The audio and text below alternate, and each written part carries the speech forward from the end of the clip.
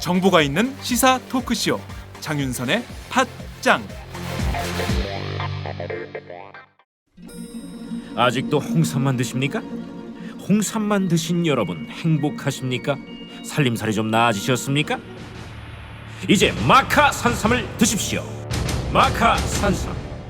잉카인들이 즐겨 먹었던 남미 페루의 산삼. 인체에 꼭 필요한 31가지 미네랄과 18종의 아미노산을 함유한 천연 종합 영양제. 세계적인 슈퍼푸드로 인정받아 전 세계가 열광하는 그것, 바로 마카입니다. 페루의 마카와 우리나라의 산삼을 하나로 만들었습니다. 마카 산삼. 이게 다가 아닙니다. 20년 경력 전문가의 자문을 받아 우리 몸에 좋은 11가지 원료까지 하나로 만든 건강 푸드. 마카 산삼. 이제 홍삼 가격으로 마카 산삼 드십시오. 와, 이거 남자한테 딱이네. 딱이야. 애미야, 나한테도 딱이구나. 엄마, 나도 마카산삼. 나도. 검색창에 마카 산삼 또는 영한 네이처를 검색하세요. 영한 네이처 마카 산삼이 답입니다. 마카 산삼을 꼭 기억하세요. 안녕하세요. 장윤선입니다. 오늘은 3월 6일 금요일입니다. 유승민 새누리당 원내대표는 최경환 경제부총리의 임금 인상 불가피성 발언에 대해서 환영의 뜻을 표했죠. 이번 기회에 아예 당정은 물론이고 여야가 만나서 최저임금 인상에 대해서 가능한 한 합의를 도출해보자 이렇게 밝히기도 했습니다. 제1야당인 새정치민주연합은 즉각 환영의 뜻을 밝혔습니다. 노동계도 살짝 고개를 갸웃하기는 했지만 그래도 일단 새누리당과 최경환 부총리의 임금 인상 뜻에는 긍정적인 메시지를 보내고 있는 상황입니다. 그러나 역시 복병은 있었습니다. 한국경영자 총협회. 경총은 국민경제 생산성을 고려해서 올해 임금 인상률을 1.6% 안의 범위에서 조정하겠다는 입장을 회원사에 밝혔습니다. 통상임금 확대, 정년 60세 의무화, 근로시간 단축 등 노동시장 제도 변화 때문에 임금 인상분이 1.6%를 초과하는 기업은 임금을 동결하라 이렇게 권고한 것인데요. 뿐만 아니라 경총은 이런 입장도 밝혔습니다. 과도한 임금 인상은 해당 기업의 경쟁력을 저하시키고 또 일자리 축소로 이어져서 근로자의 삶의 질을 저하시킬 수 있다 이렇게 주장하기도 했습니다. 여기에 기업의 지속 가능한 성장을 위해서 임금 인상은 반드시 최소화해야 한다. 이렇게 못을 박기도 했습니다. 이 같은 경총의 주장에 회원사 대다수 기업들은 어떤 입장을 피력할까요? 정부 말을 들을까요? 경총의 뜻을 관철하려고 할까요? 또한 경총의 주장에 정부와 새누리당은 또 어떤 입장으로 바뀔까요? 새누리당과 박근혜 정부가 경총의 주장을 무시하고 야당과 함께 임금 인상의 길로 또 노동정책 전환의 길로 나서게 될까요? 4월 민주노총과 한국노총은 총파업을 예고한 상태입니다. 노동자들의 피를 말리는 노동정책을 내놓고 또 임금마저 동결하거나 내리려고 한다면 그야말로 한국 경제는 디플레이션의 늪에서 빠져나오지 못할 것으로 보입니다. 또한 경총의 이 같은 주장은 스스로 무덤을 파는 격이 아닐 수 없습니다. 임금 인상으로 노동자들의 주머니가 두둑해져야 내수 경기가 활성화되고 또 그래야 국내 기업들의 물건도 잘 팔리게 된다는 것은 이미 경제학자들이 지적한 지 오래입니다. 지금은 기업이 살아야 노동자가 사는 시대가 아니고 노동자들이 먼저 살아야 기업이 사는 상황이 됐습니다. 경제학자들은 이미 한국 경제가 1929년 세계 대공황 때와 너무 비슷하다고 우려를 하고 있습니다. 디플레이션은 우려가 아닌 현실로 드러나고 있는 상황입니다. 그럼에도 재벌 대기업이 소수 부자들의 기득권만 유지할 수 있도록 정부 정책을 종용한다면 끝내 우리 경제는 파국을 면치 못할 것입니다.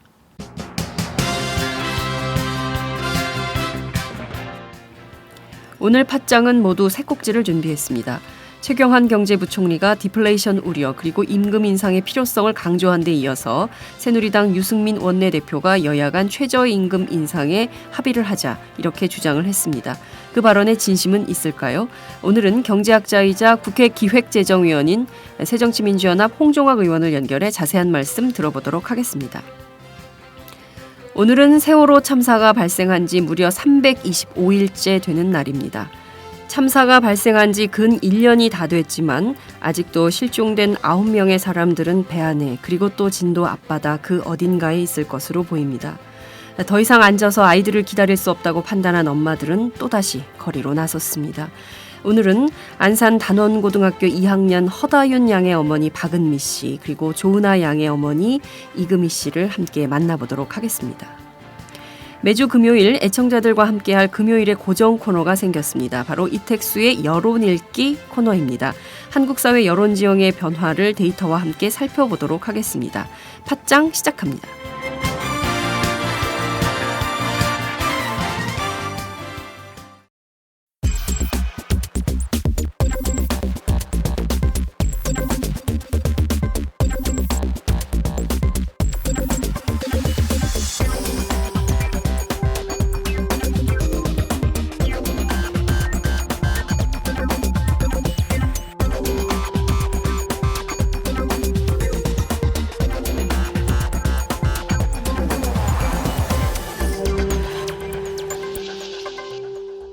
이택수의 여론 읽기.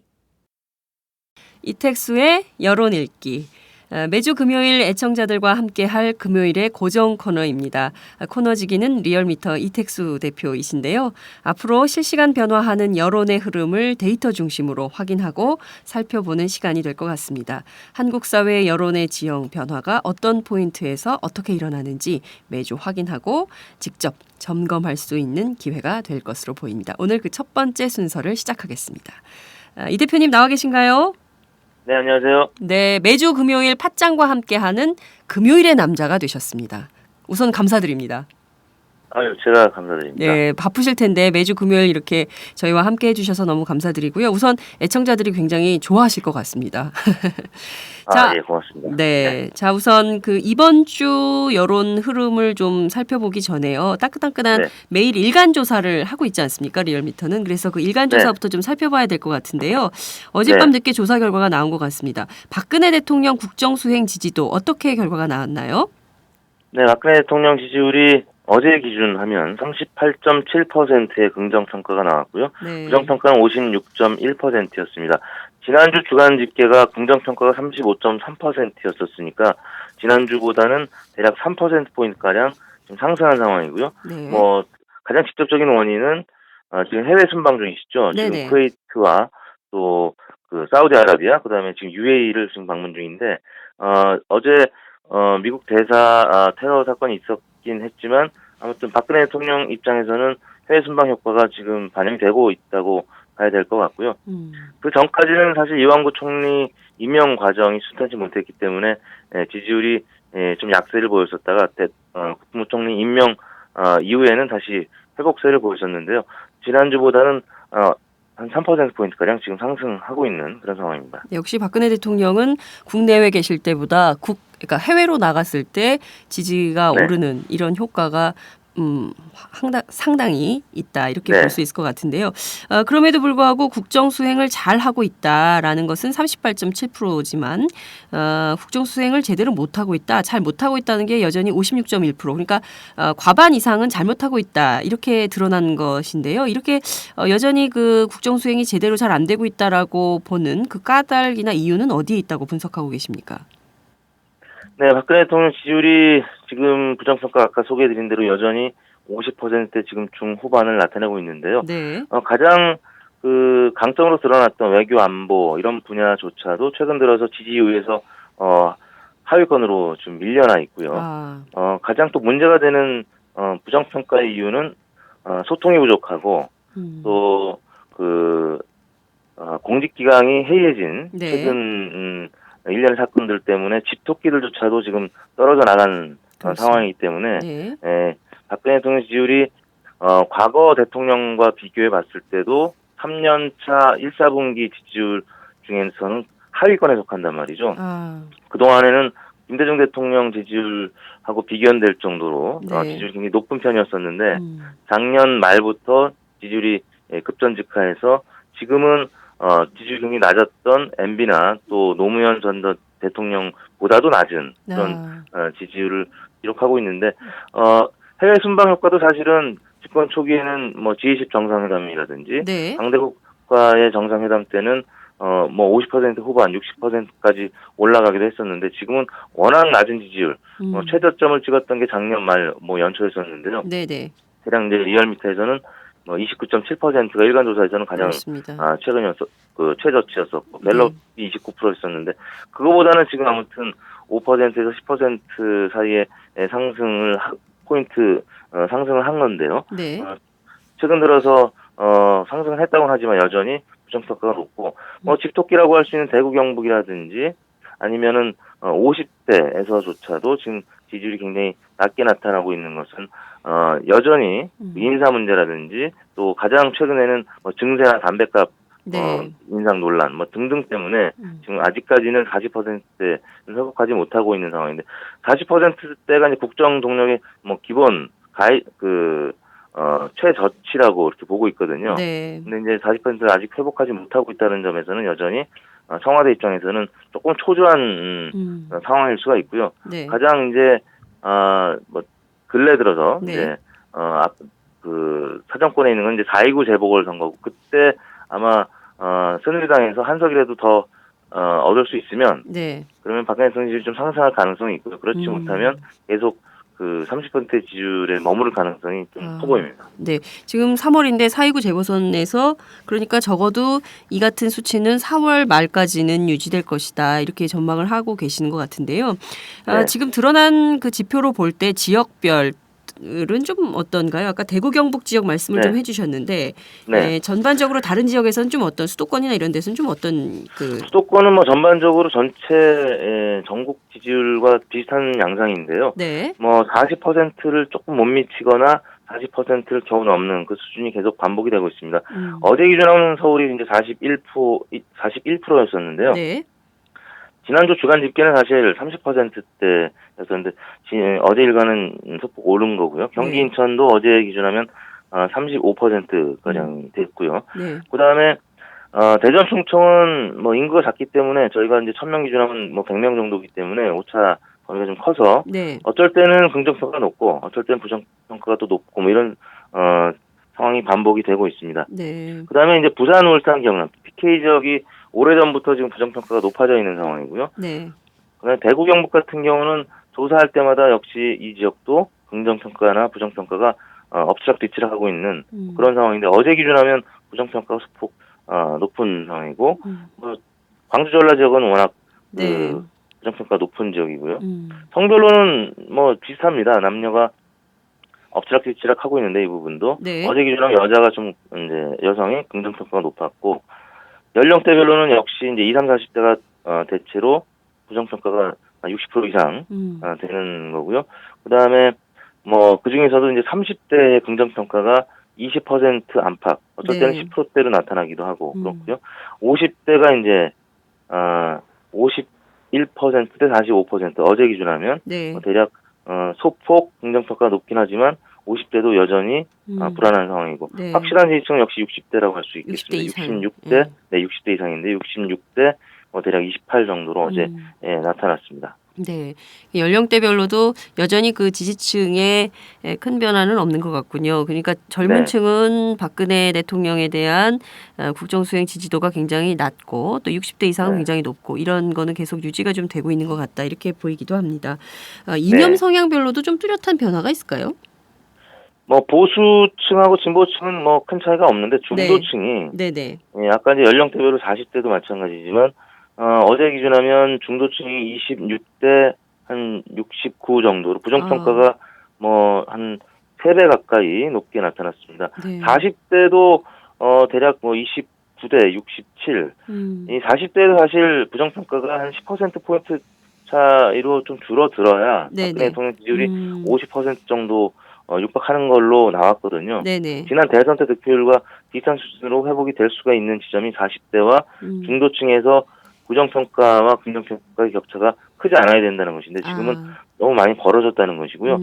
직업별로는 전통적인 지지층이었던 블루칼라, 네. 이른바 노동직에서도 부정평가가 조금 높아진 상황입니다. 원래는 화이트칼라는 뭐 대체로 부정평가가 계속 높아왔었고요. 네. 이제 블루칼라는 긍정평가가 계속 높아왔었는데 최근 들어서 담뱃값 인상, 증세 논란 때문에 네. 노동직조차도 부정평가가 좀 높아진 상황이고 계속 지지를 견고하게 보내고 있는 층은 이제 가정주부하고 농림업 이쪽 직업군인데요. 네. 농림업 직업군조차도 최근 들어서는 굉장히 팽팽해졌습니다. 그래서 이른바 집토끼라고 할 수 있는 유권자층은 어떻게 지금 다시 박근혜 대통령 지지층으로 끌어올 것이냐 그 부분이 40%를 회복하는 어떤 관전 포인트라고 할 수 있겠습니다. 네. 이번 한 주간의 흐름은 좀 어떤가요? 어제 이것은 일일 조사에서 드러난 것인데 네. 한 주간의 흐름을 쭉 보면 박근혜 대통령의 지지도는 여전히 어떻다고 좀 평가할 수 있을까요? 네, 해외 순방 효과로 월요일, 화요일, 수요일 계속 소폭이지만 0.1%, 2%에서 계속 올랐었거든요. 네네. 근데 이제 목요일 어제는 지지율이 0.1%포인트 내려갔습니다. 오차범위 내기 때문에 뭐 등락을 조심스럽게 이제 말씀드릴 수밖에 없는데 네. 그럼에도 불구하고 지난주보다는 아무튼 소폭이지만 오르고 있던 상황에서 어제 리퍼트 대사의 테러 사건이 있었기 때문에 해외 순방 효과가 주목받지 못했고 네. 그래서 다소 묻힌감이 있죠. 그래서 지지율 상승을 어제는 이어가지 못했습니다. 네. 말씀하신 대로 어제 리포트 대사에 대한 그 테러 사건이 피습 사건이 있었고요. 그리고 또 다른 한편에서는 뭐 언론이 뭐 보수 언론의 경우에는 조금 세게 보도를 하긴 했는데 정상회담 UAE 정상회담에서 1조 원 정도의 그 성과를 좀 거뒀다. 하랄푸드 1조 원 정도의 성과를 거뒀다. 뭐 이런 평가도 있어서 다음 주 초반에는 좀 지지도가 오르지 않을까 이런 기대를 청와대는 좀 할 것 같기도 한데요. 대표님은 좀 어떻게 전망하십니까? 두 가지를 말씀드리고 싶은데 하나는 그 여론조사에 반영되는 그 반응 속도가 예전에 비해서 굉장히 빨라져 갔고요. 요즘은 뭐 거의 실시간으로 모바일을 통해서 뉴스를 보게 되잖아요. 네네. 그래서 과거에는 뭐 하루 이틀 지나야 여론에 반영이 됐었는데 최근 들어서는 하루 이틀 안에 거의 대부분 반영이 됩니다. 그렇기 때문에 지금 아랍에미리트 같은 그 해외 선방 효과가 좀 반영이 되려면 오늘 내일 사실 반영이 돼야 되는데 지금 이제 모든 매체가 뭐 국내 매체뿐만 아니라 해외 매체도 지금 이 대사 테러 사건에 지금 집중돼 있기 때문에 좀 그 상승 효과에는 좀 제한이 될 수밖에 없고요. 두 번째는 그 MB 때 이런 MOU를 해외 국가들하고 체결한 다음에 지지율이 좀 오르긴 했는데 그 다음에 성과가 사실 별로 없었습니다. MOU 체결이 뭐 사실 다였다는 거죠. 그 다음에는 오히려 지금 국정조사가 이루어질 만큼 여러 가지 문제점들이 드러났던 것에 대한 학습 효과죠. 그래서 일단 해외 순방 효과는 뭐 일적으로 있을 수도 있겠으나 그 다음을 계속 국민들이 지켜보는 거죠. 그래서 뚜렷한 성과가 없으면 지지율 상승에는 그다지 도움은 안 된다라는 것입니다. 그래서 그거는 뭐 그 지난 정부의 어떤 그 과오 때문에 그런데 박근혜 대통령은 좀 다른 모습을 보여야 향후에 지지율이 좀 추가 상승할 여지가 있지 않겠나 싶습니다. 예, 과거에는 뭐 언론에서 MOU를 체결했다 그러면 그것만 가지고도 국민들이 상당한 성과로 평가를 했었지만 최근에는 뭐 이명박 정부 때 자원외교에 대한 뭐 잘못된 점들이 워낙 또 국정조사까지 이루어지고 이런 상황이기 때문에 단순 MOU 체결에 대해서만 국민들이 평가하지 않고 MOU 체결 이후에 실제로 그 사업이 성과를 냈는가 안 냈는가 그것까지 보고 평가해서 지지를 할지 말지를 결정하게 될 거다. 굉장히 국민들이 눈높이가 굉장히 높아졌다 이렇게도 볼 수 있겠네요. 그죠? 그렇습니다. 네. 자, 그러면 정당 지지도는 좀 어떻게 나왔습니까? 네, 최근 리얼미터 조사에서 여야 정당 지지율 야권에서 얘기하는 골든 크로스가 있지 않겠느냐. 지난 설 연휴 전후에서 많이 보도가 됐었는데요. 지난주 주간 집계가 새누리당 35.1, 새정치연합이 32.9, 오차범위 내에서 사정권 안에 들어왔었는데 이번 주는 다시 새누리당이 좀 반등을 하고 있는 상황이고요. 새정치연합은 소폭 하락해서 어제 기준하면 36대 29 그 정도로 나타났습니다. 새누리당은 지난주보다 주중에는 한 3%포인트까지 올랐다가 어제는 한 1%포인트 오른 36.1%를 기록했는데 새정치연합 같은 경우는 골든크로스를 기대했습니다만 이번 주 들어서는 아무래도 당내에서 여전히 상평 인사, 친노 인사들의 사무부총장직 인선 등등과 관련해서 대표와 최고위원들 간에 조금 그 갈등 요인이 보도가 됐었죠. 그런 네. 이유 때문에 전당대회 효과가 한 2주 3주 지나다가 지난주부터는 조금 주춤해져서 이번 주는 다시 조금 하락세로 돌아서서 대략 오차범위 경계선인 한 6%포인트 안팎 네. 새누리당이 앞서가고 있고요. 이런 또 배경에는 지난주에 금요일 날 매주 발표되는 한국갤럽 조사에서의 정당 지지율 그리고 이번 주 화요일이었을 겁니다. 조선일보 미디어리스 조사 결과에서도 대략 오늘 저희 리얼미터 조사 결과와 비슷하게 새누리당이 새정치연합보다 한 5% 이상, 네. 5%포인트 이상 앞서간다는 소식이 보도가 됐기 때문에 또 그런 요인도 저희 조사에 또 좀 일부 반영이 된, 이른바 밴드웨건 효과라고 하죠. 여론조사가 그렇습니다. 여론조사에 또 영향을 미치는 네. 그런 상황이 좀 개입이 된 것도 좀 추론할 수 있겠습니다. 네. 새누리당의 경우에 이렇게 36.1%로 오르게 된 반등 요인은 중요하게 어떤 게 있을까요? 새누리당이 딱히 이번 주, 잘했다 이렇게 보기는 어려울 것 같은데 어떤 게 있을까요?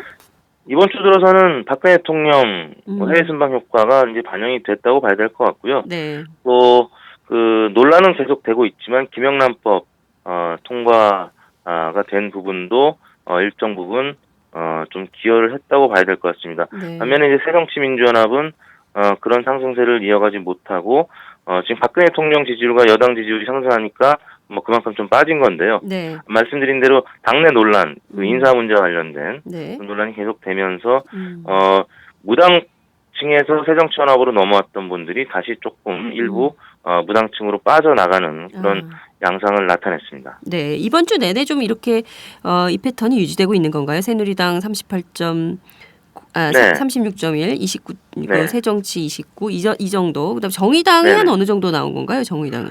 정의당이 5.3%를 기록했는데요.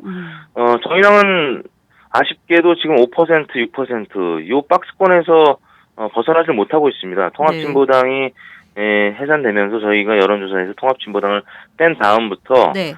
일시적으로 7%가량 찍은 적도 있었습니다. 일간 조사에서 7.1%를 찍은 게 지난 12월 말이었는데요. 네네. 주간으로는 6%대가 최고였었고요. 네. 이 부분을 벗어나지 못하고 있습니다. 그래서 통합진보당 해산 이후에 그 지지층을 지금 최대한 흡수하지 못하고 있는 것 같고요. 네.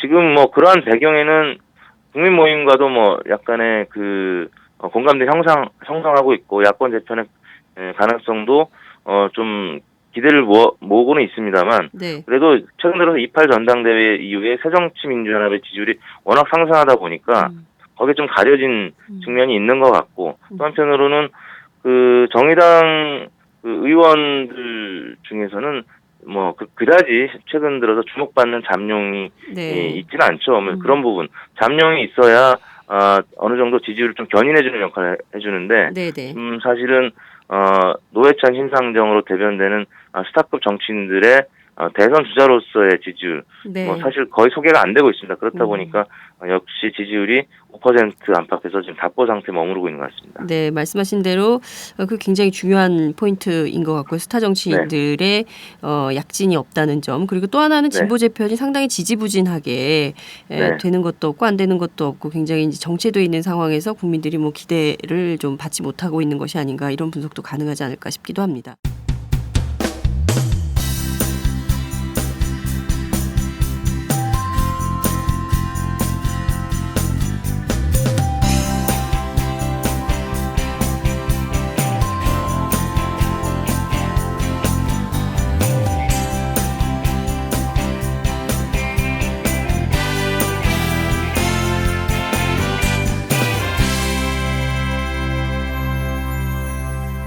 장윤선의 팟짱. 그나저나 새정치민주연합의 경우에 그 문재인 대표 체제가 벌써 4주차가 마무리되는 시점인데요. 지금 드러난 지지율 29% 이걸로 볼 때 문재인 대표 체제 한 달 대중은 좀 어떤 평가를 내리고 있다 이렇게 봐야 될까요? 문재인 대표의 지지율이 네. 27% 혹은 28%가량으로 최근 들어서 높아졌었죠. 네. 저희 리얼미터 조사뿐만 아니라 한국 갤럽 조사에서도 지금 27%대로 1위를 달리고 있는데 네. 그만큼 이제 박원순, 안철수 두 잠룡의 지지율이 좀 빠진 상황이고요. 문재인 대표가 20% 후반으로 사실 약진한 거는 이번 전당대회 이후에 네. 처음 이제 수위로 올라선 건데 네네. 전당대회 효과 분명히 있었고요. 심지어는 이제 반기문 유엔 사무총장을 포함한 조사에서도 최근 들어 리얼미터가 또 문화일보 조사에서도 비슷한 네. 야권에서 반기문 총장을 넣었을 때 문재인 대표가 앞서는 것으로 사실 계속 반기문 총장을 넣으면은 반기문 총장이 1위로 나왔던 게 작년 여론조사 그렇습니다. 결과였었는데 네. 최근 들어서는 반기문 총장도 앞서는 결과가 나타났다는 거는 문재인 대표가 뭐 이른바 제2의 전성기를 맞고 있다고 봐도 될 정도로 2012년 대선 때 모았던 그런 지지층을 상당 부분 지금 흡수하고 있고요. 물론 문재인 대표가 대선 때 득표했던 48%의 득표율을 지금 다 흡수하지 못하고 있는데 그거는 이제 여전히 여론조사에 박원순 시장이라든지 안철수 전 대표가 포함되어 있기 때문에 근데 이분들 지지율을 다 합치면 네. 대략 45%에서 50% 사이거든요. 어느 조사 기관 결과를 다 봐도 네네. 그렇게 나타나고 있다는 점에서는 그러니까 정권 교체의 가능성이 굉장히 사실은 높아진 겁니다. 네. 반면에 여권 후보들을 다 합쳐봐야 네. 김무성, 김문수, 정몽준, 이완구, 홍준표 등등의 그 후보들의 지지율을 다 합쳐봐야 사실 30%를 조금 넘거나 또 미치지 못하는 수준이거든요. 거기다가 반기문 총장이 예를 들어서 여당을 선택하지 않고 네네. 야당을 선택하게 되면 게임은 끝나버립니다. 왜냐하면 네. 반기문 총장까지 지지율을 야당에 얹어버리면 네네. 대략 60대 25 정도로 야당 후보들의 지지율 합이 이 과반을 넘어서는 거거든요. 네. 여당 입장에서는 어떻게든 반기문 총장이 야당으로는 못 가게 막아야 한번 해볼 만한 거지. 그렇지 못하면 완전히 기울어져도 너무 기울어진 운동장으로 바뀌어버리게 되는 겁니다. 그래서 네. 아무튼 문재인 대표가 지금은 선두로 나섰는데 문제는 아직도 대선은 뭐 3년 가까이 남았어요. 그렇습니다. 2년 뭐 9개월 10개월 남았기 때문에 네. 지금 시점에서의 이 대선 지지율이 어느 정도 영향을 미치겠느냐 이런 의문들을 갖게 되는데 또 과거 대선을 보면 네. 이 여론조사에 포함되지 않은 분들이 3년 네. 전쯤에 대선 지지율에 포함되지 않은 분들이 대통령이 된 적은 단 한 번도 없습니다. 그렇기 때문에 어떻게든 이 여론조사에 포함이 돼 있어야 된다는 거죠. 그런 차원에서는 지금 여론조사에 포함된 문재인, 박원순, 안철수 또 여권에서는 김무성, 김문수, 이완구, 정몽준 이분들 중에 이제 대통령이 누군가 될 가능성이 높은데요. 물론 이제 전통은 깨질 수도 있겠습니다만 네. 그런데 이제 그 문재인, 안철수 이 두 분은 사실 5년 전쯤에는 사실 여론조사에 포함이 안 됐었는데 결국에는 대통령이 안 됐기 때문에 예. 그런 이제 전례가 있다고 말씀을 드렸던 거고 근데 문제는 박근혜 대통령을 제외한 나머지 분들은 선두권은 아니었었어요. 네. 중위권이나 하위권에 처져 있다가 대선 1년 전이나 6개월 전부터 이 선두권으로 치고 올라간 거였거든요. 근데 문재인 대표 같은 경우 지금 현재 1위를 달리고 있는데 마치 마라톤에서 선두권을 하려면 이 바람막이를 하게 되면서 나중에 후반에 좀 뒤처지는 네. 그런 선수들 많이 보게 되지 않습니까? 그래서 네네. 그런 우려를 하는 분들이 여전히 많고요. 문재인 대표 측에서도 그런 부분들 굉장히 우려가 되기 때문에 좀 조기에 좀 이 독주 체제를 갖추고자 하는 그런 최근에 움직임을 보이고 있는 것 같습니다. 중도 외연 확장을 위해서 네. 혹은 경제 전문가들 또 뭐 대한상의장 뭐 이런 분들 만나고 계신 그런 행보가 그런 부분을 고려한 것이 아닌가 싶습니다. 이어서 차기 대선 주자 지지도를 좀 한번 살펴보도록 하죠. 문재인 대표의 경우는 27%인데 그 밖에 다른 정치인들은 좀 어떻게 좀 지지율이 나오고 있습니까? 네. 그 다음이 이제 김무성 새누리당 대표인데요. 김무성 대표가 사실 지난주까지는 그 전주까지는 좀 3위 이하 무력했던 모습을 보였었는데 최근 들어서는 김무성 대표가 좀 회복을 했습니다. 그래서 어제 기준하면 13.7%로 2위를 달리고 있고 박원순 서울시장이 10.5%로 3위를 달리고 있습니다. 박원순 시장은 지난주에 지난 지방선거 이후에 처음으로 3위로 떨어진 건데요. 네. 계속 사실은 얼마 전까지만 해도 1위를 달리고 있던 유력 주자였었죠. 그런데 네. 문재인 대표가 등장하면서 박원순 시장이 조금 가려진 측면이 있고 최근 들어서 28억 전세 논란 때문에 네. 서울시 측에서는 여러 가지 그 해명을 하고 있습니다만 국민들이 일단 28억이라는 그 금액에 대해서 거부감을 나타내고 있는 상황이라서 네. 박원순 시장의 지지율이 지금 조금 약세로 돌아서 있는 상황입니다. 그다음에 이제 안철수 전 대표인데요. 네. 7.8%로 4위였고요. 김문수 전 이사가 6.6%, 이완구 총리가 6.2%, 정몽준 전 대표가 6%, 홍준표 지사가 4.4%, 그다음에 남경필 3.2, 안희정 3.1 이렇게 나타났습니다. 아, 그렇군요. 박원순 시장의 경우에는 그 호화 공간 논란이 네. 굉장히 크게 네. 그 상처를 내고 있는 것은 아닌가라는 생각이 좀 네. 드는군요. 알겠습니다. 문재인 대표 압도적 1위 계속 이어갈까요? 다음 주는 좀 어떻게 전망하십니까? 컨벤션 효과가 한 2, 3주 지속이 되다가 이제 이번 주는 좀 주춤해진 상황입니다. 당 네. 지지율도 30%대에서 지금 이번 주 20% 후반으로 소폭 내려갔는데 지금 박근혜 대통령 순방 효과에다가 리퍼트 대사 테러 사건으로 인해서 일단 뉴스 보도량이 조금 감소할 수밖에 없고 네. 또 진보 진영 혹은 야권에는 이 소재가 불리한 소재인 건 분명하거든요.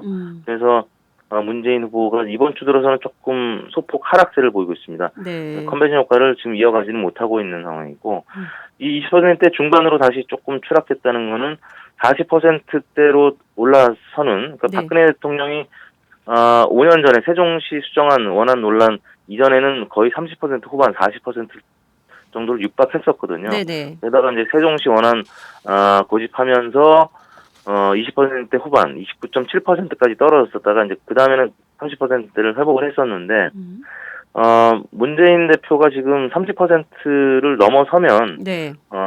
박근혜의 이 대망론처럼 문재인 대표도 문재인 대표 측에서 그런 대망론을 얘기할 수 있을 정도의 지지율이라고 읽혀질 수가 있는데 지금 현재는 약간은 주춤한 상황이고요. 네. 그러기 위해서는 역시 4.19 재보궐선거가 굉장히 중요합니다. 4.19 재보궐선거의 공천 과정도 중요하고 네. 친노 인사를 또 무리하게 공천한다는 얘기가 나오면 지지율이 이번 주처럼 빠질 수 있고요. 네. 공천 과정도 투명하고 경쟁력 있는 그리고 비주류나 또 당 바깥에서 논란이 없을 경우에는 지지율이 뭐 계속 유지가 될 거고 4.19 재보궐선거에서 어느 정도 성과를 낸다면 30%를 넘어서는 그런 지지율이 나타날 수도 있다고 봅니다. 네, 여기서 역시 관전 포인트는 그 자기 계파 사람들을 쓰기보다는 공천 네. 과정을 투명하게 하고 또 공정하게 네. 잘해서 이것을 유지해야 문재인 대망론으로 이어질 수 있을 것이다. 이런 조언까지 해주시는 네. 게 아닌가라는 생각이 좀 네네. 들기도 합니다. 이 점을 야당인 새정치민주연합이 잘 새겨들어야 되지 않을까라는 생각이 좀 들기도 합니다. 여권의 경우에는 잘 모르겠다가 굉장히 높은 수준을 차지한 것 같습니다. 여권 후보들끼리만 경쟁했을 땐 좀 어떤 게 나왔나요? 그렇습니다. 여권들만 보면 여권 이제 그 대선 주자군만 보면 사실은 여권 주자 중에는 지금 김무성 대표가 지금 네. 굉장히 오랫동안 1위를 달리고 있음에도 불구하고 이른바 도토리 키재기라고 하죠. 김무성 대표가 이제 16%가량으로 지금 이제 1위를 달리고 있는데 그 다음에 김문수, 정몽준 뭐 이런 수준인데요. 네. 2위권 이하 후보들은 10% 미만이고요, 모두. 그다음에 부동층이 그러니까 지지 후보가 없다라는 분들이 무려 40%가 넘는 것으로 45%가량으로 네. 나타나고 있는데 이분들 중에서는 선택지가 없다고 보는 유권자들이 심지어 새누리당 지지층에서도 많다는 겁니다. 그런 부분에 있어서는 계속 반기문 총장 얘기가 새누리당 내부에서는 나올 수 없는 지점이고요. 네. 반면에 이제 야권 후보들만 물었을 때는 30% 미만이거든요. 네네. 지지 후보가 없다는 그만큼 선택지가 많다라는 거죠. 문재인, 박원순, 안철수, 김부겸, 안희정, 정동영, 정세균 등등 잠룡들이 상당 부분 그 인지도가 있는 분들로 네. 포진이 돼 있는데 여권은 사실은 뭐 김무성 대표도 당권 주자로서는 보지만 대권 주자로 보는 아직 그 유권자들의 층이 크지 않다라는 거고 네. 김문수 전 지사나 정몽준 전 대표 다들 좀 일반 유권자들이 봤을 때는 대권 주자로 보기에는 여러 가지 좀 부족한 부분이 여전히 있는 것 아니냐라는 부분이 있고 또 한편으로는 여권 주자 전체를 봤을 때는 박근혜 대통령한테 지금 집중돼 있는 부분 때문에 네. 아직은 레임덕이 사실 뭐 얘기는 계속 나오고 있습니다만 레임덕이라고 보기는 어렵거든요. 아직은 네. 집권 3년차 초기고 그래서 이제 박근혜 대통령한테 지금 집중돼 있는 부분 때문에 여권 다른 후보들의 이제 지지율이 뭐 그다지 약진을 하고 못하고 있는데 글쎄요 지금 워낙 이 지지율이 낮은 분들의 도토리 키재기 때문에 네. 아까 말씀드린 기울어진 운동장 얘기가 대선 후보들로만 보면 진보 진영으로 확실히 지금 기울어져 있다고밖에는 볼 수 없을 것 같습니다. 네, 말씀하신 대로 여론의 그 데이터로 조사가 확인되는 것이 숫자로 확인되는 게 무려 43.6%의 수준이 여권 내 후보들 중에는 지지할 후보가 없다, 잘 네. 모르겠다 이렇게 하기 때문에 네. 이 부분은 그 새누리당에서 굉장히 큰 숙제가 되지 않을까. 그래서 후보 네네. 발굴도 그리고 또 후보를 어떻게 키워갈 건지에 대해서도 상당히 고심하지 않을 수 없다 이런 생각이 좀 들기도 합니다. 네. 오늘 말씀 정말 잘 들었습니다. 진짜 탁월한 분석 정말 감사드립니다. 끝으로 한 말씀 부탁드립니다. 지금 우리 국민들이 이제 아까도 말씀 나왔습니다만 굉장히 눈높이가 높아졌고요. 박근혜 대통령의 이런 외교 행보 등도 그냥 일시적인 그런 성과보다는 좀 중장기적으로 어떤 성과가 있을지 계속 바라보고 있고 또 뭐 미국 대사 테러 사건도 있었지만 과거 같으면은 진보 진영이 뭐 급격하게 지지율이 좀 떨어지거나 보수층으로 좀 쏠리는 현상이 나타났을 텐데 뭐 어제 조사 봐도 뭐 그다지 네. 큰 어떤 변동이 없는 거 봐서는 국민들의 수준이 많이 높아졌다 이런 부분 느낄 수 있었던 한 주간이었던 것 같습니다. 네, 알겠습니다. 다음 주엔 또 어떤 조사 내용이 나올지 벌써부터 궁금합니다. 오늘 말씀 정말 잘 들었습니다. 고맙습니다. 네, 감사합니다. 네, 지금까지 리얼미터 이택수 대표와 함께했습니다.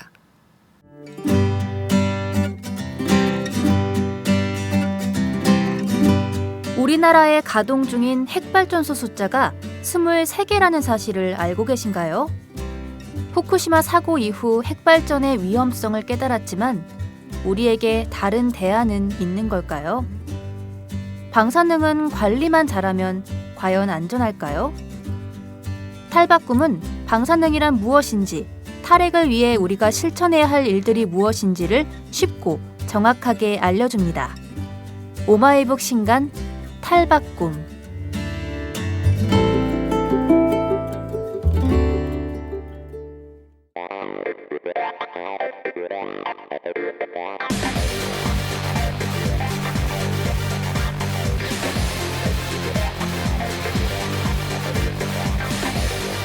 정보가 있는 시사 토크쇼 장윤선의 팟짱.